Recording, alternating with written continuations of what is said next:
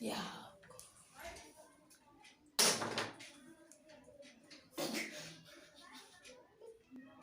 नमस्कार साथियों, आप सभी लोगों का आपके अपने तथागत परिवार में हार्दिक स्वागत है। जैसा कि आप सभी लोगों को पता है, हम दो तरह की कक्षाएं को सुपरवाइजर कर रहे हैं। पहली कक्षा है आपकी गणित की, दूसरी है भूगोल की। भूगोल के कक्षा में हमने पहले भारत की स्थिति एवं विस्तार को जाना था। उसके बाद हमने राज्य एवं स्पेशल की सीरीज चलाई है, जिसमें हम पिछली कक्षा में आप सभी लोगों को 4 राज्य पढ़ा चुके हैं। उसी का प्रारंभ आगे करते हुए अन्य राज्यों को पढ़ाएंगे। आज की कक्षा में उत्तर प्रदेश, उत्तराखंड एवं जो भी राज्य आते जाएंगे पढ़ाते चलेंगे। ठीक है, सभी प्रदेश। पहले तो 29 राज्य और 7 केंद्र शासित प्रदेश, अब हो गए 28 राज्य और 9 केंद्र शासित प्रदेश। ठीक है, और हम यानी राज्य और केंद्र शासित प्रदेश में क्या अंतर होता है, हम बता चुके हैं। अब आगे जो भी राज्य बचे उन्हें पढ़ाते हुए चलेंगे और जो भी सीरीज आती जाएगी आप लोगों को हम बताते चलेंगे। इसके बाद करंट अफेयर के साथ स्टैटिक जीके एवं गणित 2 कक्षाओं का प्रयोजन रोज करेंगे। चलिए फिर आगे चलिए आइए दोस्तों, उत्तर प्रदेश को देखते हैं। उत्तर प्रदेश यानी उम्मीद प्रदेश, उत्तम प्रदेश। ठीक है, उत्तर प्रदेश का 1950 से पहले नाम था यूनाइटेड प्रोविंस। यूनाइटेड मतलब यू और पी, यूपी बन गया जाके। ठीक, क्या ऐसे कर दो यूपी, उत्तर प्रदेश। यानी इंग्लिश में शॉर्टकट में वही रहा यूपी। ठीक है, उत्तर प्रदेश का नाम 24 जनवरी 1950 को बदला गया। 24 जनवरी 1950 को यूनाइटेड प्रोविंस का नाम बदलकर किया गया उत्तर प्रदेश। 24 जनवरी 1950 को यूनाइटेड प्रोविंस का नाम बदलकर किया गया उत्तर प्रदेश। इसीलिए 24 जनवरी को उत्तर प्रदेश का स्थापना दिवस मनाते हैं। 24 जनवरी को उत्तर प्रदेश का स्थापना दिवस मनाते हैं। अब देखिए, उत्तर प्रदेश की राजधानी क्या है? लखनऊ। उत्तर प्रदेश की राजधानी लखनऊ। उत्तर प्रदेश की खंडपीठ न्यायालय कहाँ है? जो मेन न्यायालय है वो है आपका इलाहाबाद। मेन न्यायालय इलाहाबाद। अब इलाहाबाद की जो दूसरी खंडपीठ है वो है आपकी लखनऊ में। ठीक है, दूसरी बात, उत्तर प्रदेश के मुख्यमंत्री का नाम क्या है? योगी आदित्यनाथ। जो मुख्यमंत्री की जो नियुक्ति है वो संविधान के 164 अनुच्छेद में है। संविधान के अनुच्छेद 164 में मुख्यमंत्री की नियुक्ति का उल्लेख किया गया है। मुख्यमंत्री की जो न्यूनतम आयु 25 वर्ष। 25 वर्ष से कम आयु के व्यक्ति मुख्यमंत्री पद के दावेदार या विधायक पद का दावेदार नहीं हो सकता। ठीक है, उसके बाद मुख्यमंत्री को शपथ कौन दिलाता है? राज्यपाल। मुख्यमंत्री को शपथ राज्यपाल दिलाता है। अब राज्यपाल उत्तर प्रदेश के कौन है? आनंदीबेन पटेल। आनंदीबेन पटेल उत्तर प्रदेश के राज्यपाल हैं। और यही राज्यपाल आपके हैं मध्य प्रदेश के। एक व्यक्ति 2 राज्य का राज्यपाल हो सकता है। एक व्यक्ति दो राज्यों का राज्यपाल हो सकता है। आनंदीबेन पटेल उत्तर प्रदेश की भी राज्यपाल हैं और मध्य प्रदेश के भी। ठीक है, और राज्यपाल की जो नियुक्ति है वो संविधान के अनुच्छेद 155 में बताया गया किस तरह से होगी। ठीक है, राज्यपाल की जो न्यूनतम आयु है 35 वर्ष। राज्यपाल की न्यूनतम आयु 35 वर्ष। उत्तर प्रदेश के सबसे कम उम्र के मुख्यमंत्री कौन है? अखिलेश यादव। सबसे कम उम्र के मुख्यमंत्री कौन है? अखिलेश यादव। आगे बढ़िए फिर। ताजमहल उत्तर प्रदेश की धरोहर आगरा में है। सारनाथ, कुशीनगर, ये जगह आपसे पूछे जाएंगे कहाँ कहाँ है। उसके बाद इलाहाबाद, प्रयाग। प्रयाग किसे कहते हैं? प्रयाग जहां पर 2 नदियों का संगम हो, एक नदी और दूसरी नदी, जहां पर 2 नदियां मिलेंगी वो बन जाएगा प्रयाग। ठीक है, उसके बाद यहाँ की जनजातियां हैं थारू जनजात, बुक्सा जनजात, खरवार जनजात, माहीगीर जनजात। उसके बाद उत्तर प्रदेश के वन्य जीव। ठीक है, दुधवा राष्ट्रीय नेशनल पार्क लखीमपुर में, और आपका चंद्रप्रभा, बस 2 ही है, बाकी छोटे छोटे हैं। उसके बाद उत्तर प्रदेश को 9 नवंबर 2000 में काट कर एक नए राज्य की स्थापना की गई जिसका नाम पहले उत्तरांचल था।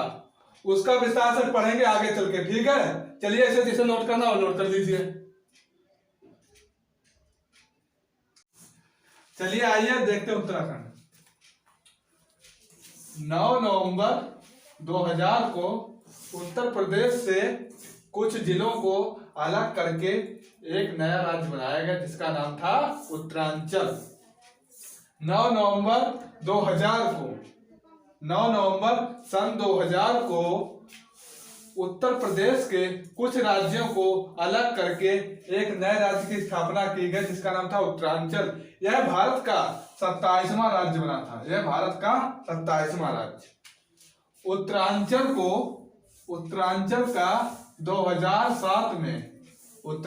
का 2007 में नाम बदलकर किया गया उत्तराखंड। उत्तराखंड की राजधानी देहरादून। उत्तराखंड की राजधानी देहरादून। उत्तराखंड के मुख्यमंत्री त्रिवेंद्र सिंह रावत। उत्तराखंड के मुख्यमंत्री त्रिवेंद्र सिंह रावत। मुख्यमंत्री की जो नियुक्ति होती है वो संविधान के अनुच्छेद 164 में बताया गया। मुख्यमंत्री की जो नियुक्ति होती है वह संविधान के अनुच्छेद 164 में बताया गया। मुख्यमंत्री की न्यूनतम आयु जो होती है वो है 25 वर्ष। मुख्यमंत्री की न्यूनतम आयु 25 वर्ष। मुख्यमंत्री की जो नियुक्ति करता है वो होता है राज्यपाल। उत्तराखंड के राज्यपाल हैं बेबी रानी मौर्य।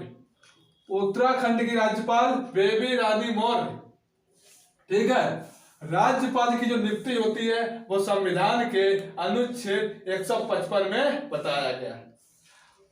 राज्यपाल की जो नियुक्ति होती है वो संविधान के अनुच्छेद 155 में बताया गया। राज्यपाल की न्यूनतम आयु कितनी होनी चाहिए? 35 वर्ष। मुख्यमंत्री की न्यूनतम आयु 25 वर्ष।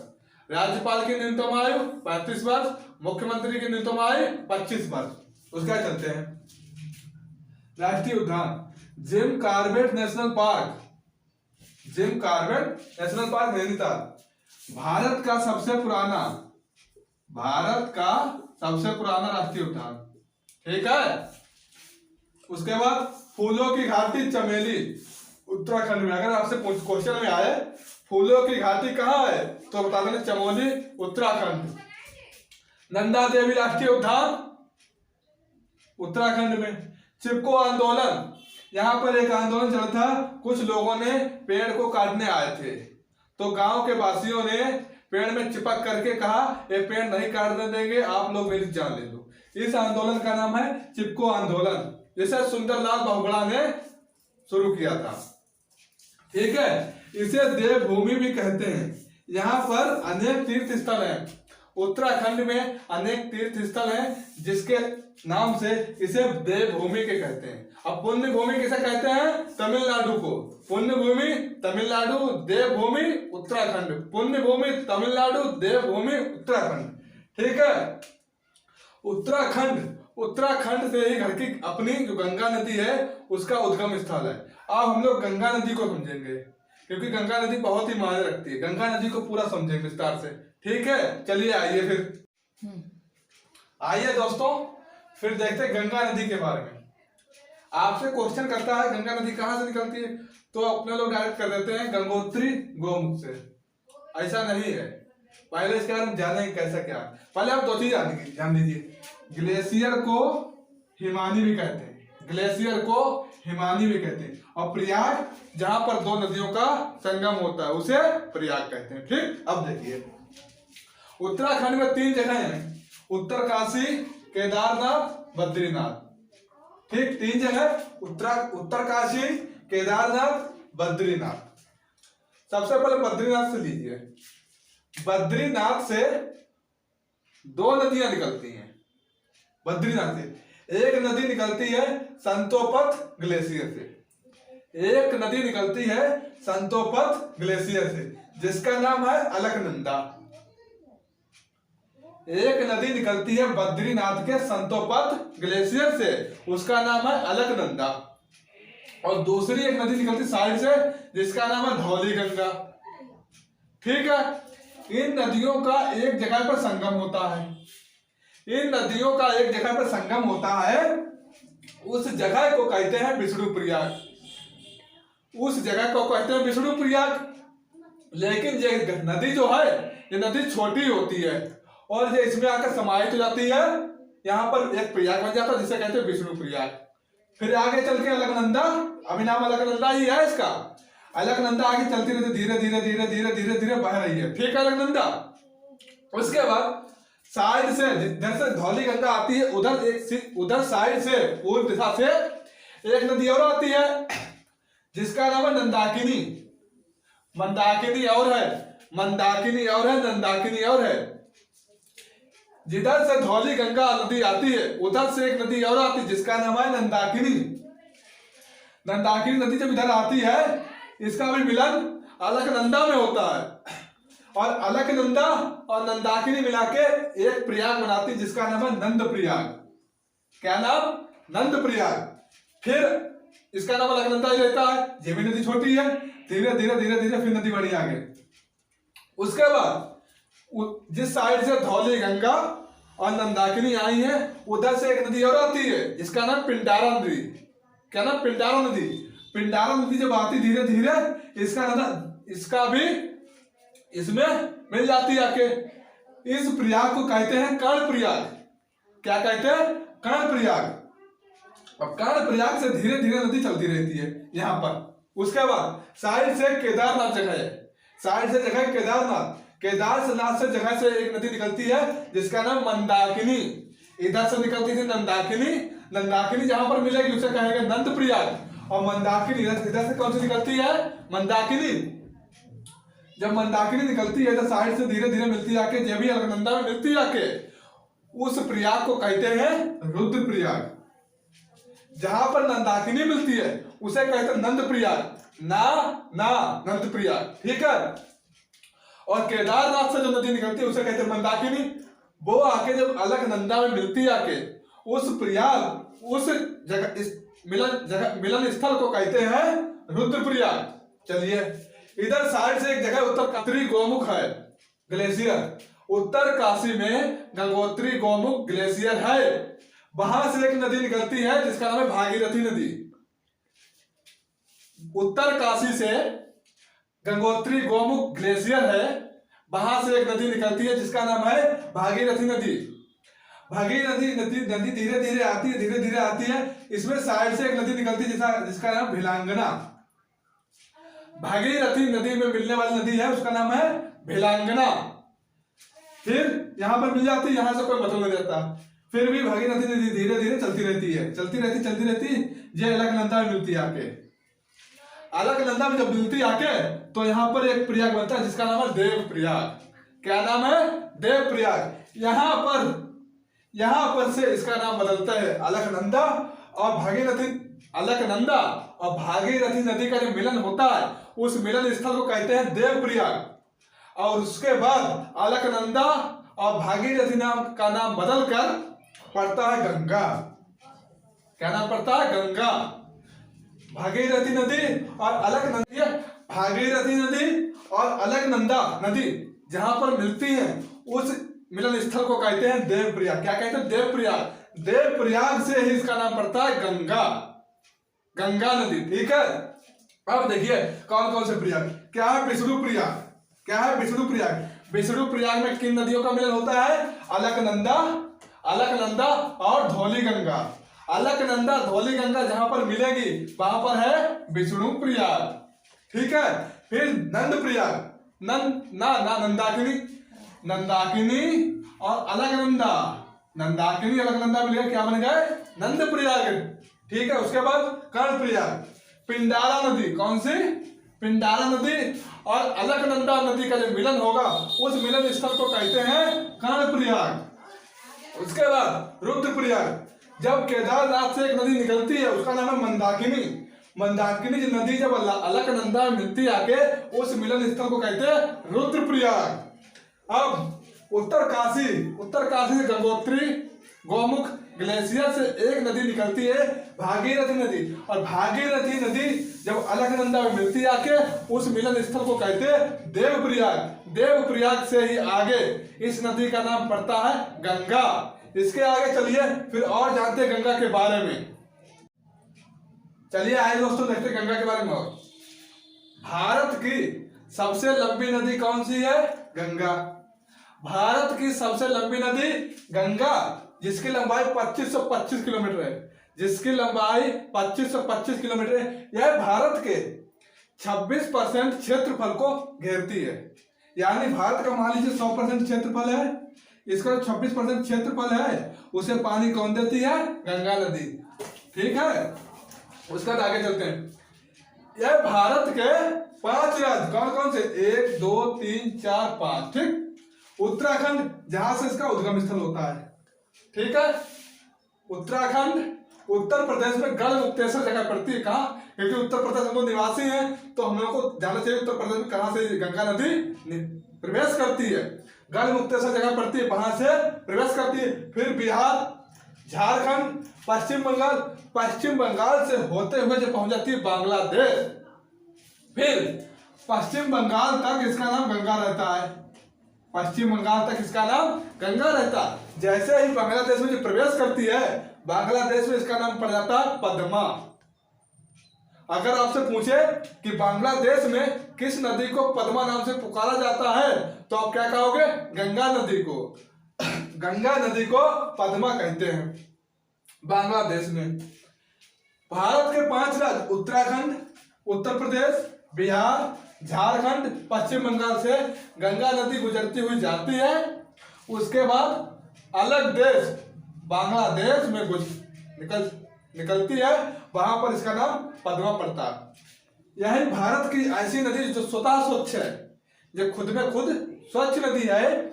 इसमें एक विषाणु पाया जाता है, बैक्टीरियफेज विषाणु, जिसके कारण इसका जल कभी प्रदूषित नहीं होता। लेकिन कानपुर में जैसे ही गंगा का प्रवेश होता है, वहां से प्रदूषित होना चालू हो जाती है। और गंगा को स्वच्छ बनाने के लिए एक योजना चलेगी जिसका नाम है नमामि गंगे। क्या? नमामि गंगे। गंगा को स्वच्छ करने के लिए एक परियोजना चलाई गई जिसका नाम है नमामि गंगे। 4 नवंबर 2008 को गंगा नदी को राष्ट्रीय नदी घोषित किया गया। 4 नवंबर 2008 को गंगा नदी को राष्ट्रीय नदी घोषित किया गया। एवं गंगा नदी में एक जीव पाया था, क्या कहा जाता? गंगा डॉल्फिन। क्या? गंगा डॉल्फिन, जिसे भारत का राष्ट्रीय जीव घोषित किया गया। भारत का राष्ट्रीय जीव कौन है? गंगा डॉल्फिन, जो किसमें पाई जाती है? गंगा नदी में। ठीक है, फिर आगे चलिए। अभी हमने केवल छोटी छोटी बातें बता रहे हैं। अपने लोग उत्तर प्रदेश के निवासी हैं, उत्तर प्रदेश को 2 से 3 घंटे की क्लास हम लेंगे एक दिन, और सभी उत्तर प्रदेश के बारे में सभी जानकारी देंगे। केवल छोटी छोटी जानकारी दे रहे हैं आप लोगों को। ठीक है, चलिए फिर आगे चलते हैं। आइए साथियों, फिर आगे चलते हैं। अगला हमारा राज्य है असम। ठीक है, असम की राजधानी क्या है? दिसपुर। असम की राजधानी दिसपुर। असम की राजधानी दिसपुर। असम का प्राचीनतम नाम, पुराना नाम, असम का पुराना नाम क्या था? प्रयाग ज्योतिषपुर। असम का पुराना नाम प्रयाग ज्योतिषपुर। असम का पुराना नाम प्रयाग ज्योतिषपुर। असम की राजधानी दिसपुर। ठीक है, असम के मुख्यमंत्री कौन है? सर्बानंद सोनोवाल। असम के मुख्यमंत्री सर्बानंद सोनोवाल। मुख्यमंत्री की जो नियुक्ति होती है वो संविधान के अनुच्छेद 164 में उसका उल्लेख किया गया। मुख्यमंत्री की नियुक्ति का उल्लेख संविधान के अनुच्छेद 164 में किया गया है। मुख्यमंत्री की न्यूनतम आयु कितनी होनी चाहिए? 25 वर्ष। मुख्यमंत्री की न्यूनतम आयु 25 वर्ष। उसके बाद राज्यपाल, असम के राज्यपाल जगदीश मुखी। जगदीश मुखी। राज्यपाल की जो नियुक्ति होती है संविधान के अनुच्छेद 155 में उसका जिक्र किया गया। राज्यपाल की नियुक्ति किस तरह होगी? असम के राज्यपाल कौन है? जगदीश मुखी। असम के राज्यपाल जगदीश मुखी। राज्यपाल की जो नियुक्ति होती है हमारे संविधान के अनुच्छेद 155 में होती है, के तहत होती है। राज्यपाल की नियुक्ति किस तरह होगी? हमारे संविधान के अनुच्छेद 155 में इसका जिक्र किया गया है। राज्यपाल की न्यूनतम आयु कितनी होनी चाहिए? 35 वर्ष। ठीक है, फिर आगे चलते हैं। राजधानी दिसपुर है। प्राचीनतम नाम यानी पुराना नाम क्या है? प्रयाग ज्योतिषपुर। उसके बाद सबसे प्राचीन क्षेत्र, सबसे प्राचीन यहाँ पर एक तेल शोधक जगह है। सबसे प्राचीन तेल शोधक यहाँ पर लिख लीजिए, तेल। ठीक है, तेल शोधक जगह क्या नाम है? डिगबोई। डिगबोई एक जगह है जहाँ तेल की रिफाइनरी होती है। ठीक है, उसके बाद प्रमुख त्योहार कौन सा? बिहू। प्रमुख त्योहार बिहू। मानस प्रोजेक्ट टाइगर कहाँ है? मानस प्रोजेक्ट टाइगर कहाँ है? असम में। सबसे अधिक टाइगर कहाँ पाए जाते हैं? सबसे अधिक टाइगर मध्य प्रदेश में। मध्य प्रदेश में सबसे अधिक टाइगर मध्य प्रदेश में। सर्वाधिक जंगल मध्य प्रदेश में। सर्वाधिक जंगल मध्य प्रदेश में। सर्वाधिक टाइगर मध्य प्रदेश में। ठीक है, फिर देखिए कामाख्या मंदिर कहाँ है? असम में। कामाख्या मंदिर असम में। काजीरंगा राष्ट्रीय पार्क, काजीरंगा राष्ट्रीय पार्क असम में। एक सिंह का गेंडा होता है, उसके लिए ये प्रसिद्ध है। उसके बाद उमानंदा, मोरों की धरती। मोरों की धरती किसे कहते हैं? उमानंदा को। विश्व का सबसे लंबा नदी द्वीप माजुली द्वीप। कौन सा? माजुली द्वीप। जो किस नदी पर है? ब्रह्मपुत्र नदी पर। किस पर? ब्रह्मपुत्र नदी पर। ठीक है, विश्व का सबसे लंबा नदी द्वीप माजुली द्वीप किस नदी पे है? ब्रह्मपुत्र नदी पे। अगला पॉइंट देखते हैं। विश्व का सबसे छोटा नदी द्वीप उमानंदा। कौन सा? उमानंदा, गुवाहाटी असम में पड़ता है। उसके बाद असम देश का पहला ऐसा राज्य है जहां खनिज तेल प्राप्त हुआ। असम देश का पहला ऐसा राज्य है जहां खनिज तेल प्राप्त हुआ। अब देखिए असम की राजधानी दिसपुर। असम की राजधानी दिसपुर। ठीक है, असम का त्योहार कौन सा? बिहू। असम का त्योहार बिहू। ये बहुत इंपॉर्टेंट है। काजीरंगा राष्ट्रीय पार्क कहाँ है? असम में। एक सिंह वाले गेंडे के लिए प्रसिद्ध है। चलिए फिर अगले राज्य की ओर देखते हैं। आइए दोस्तों, फिर देखते हैं अगले राज्य को। अगला हमारा राज्य है उड़ीसा। क्या नाम? उड़ीसा। उड़ीसा का पुराना नाम क्या है? कलिंग। उड़ीसा का पुराना नाम कलिंग। कलिंग का एक युद्ध हुआ था। कलिंग का युद्ध हुआ था। किसने जीता था? अशोक सम्राट ने। कलिंग में इतनी भारी मात्रा में मृत्यु हुई थी, इस कारण अशोक ने युद्ध नीति को छोड़ दिया। बाद में उन्होंने कहा हम एक भी युद्ध नहीं करेंगे।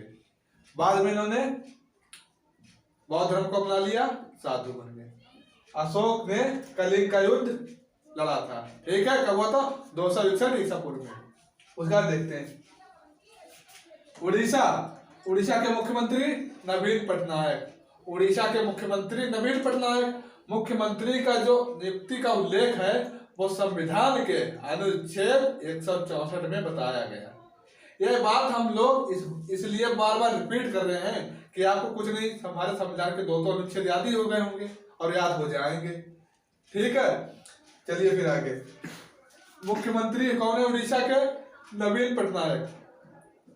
मुख्यमंत्री की नियुक्ति होती है संविधान के अनुच्छेद 164 में और मुख्यमंत्री की जो न्यूनतम आयु होती है वो 25 वर्ष। उसके बाद मुख्यमंत्री की नियुक्ति कौन करते हैं? राज्यपाल। और उड़ीसा के राज्यपाल कौन है? गणेशी लाल।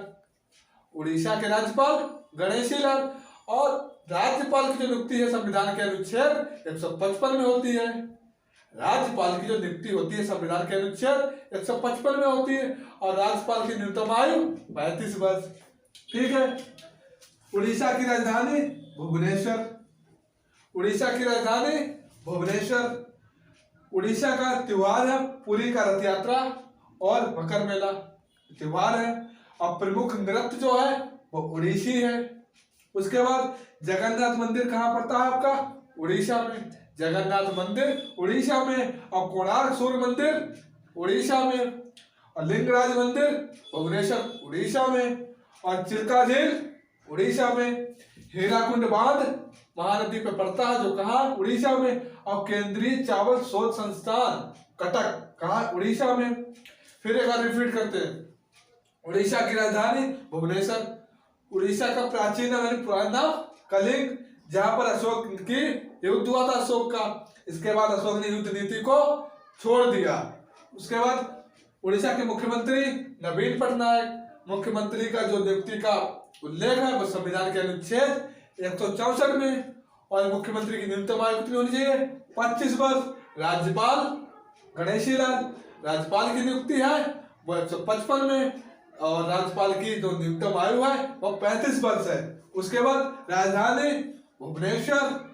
प्रमुख त्योहार पुरी का रथ यात्रा एक त्योहार, मंदिर पुरी का रथ यात्रा है वो वहां पर एक त्योहार, एक मकर मेला होता है वो भी त्योहार है।